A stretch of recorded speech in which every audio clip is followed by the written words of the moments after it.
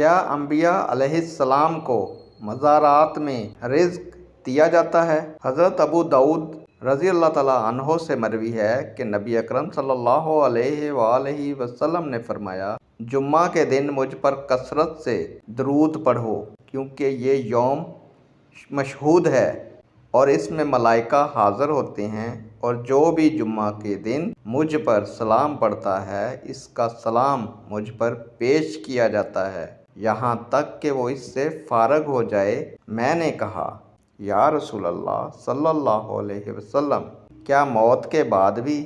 تو آپ صلی اللہ علیہ وآلہ وسلم نے فرمایا، ہاں، موت کے بعد بھی۔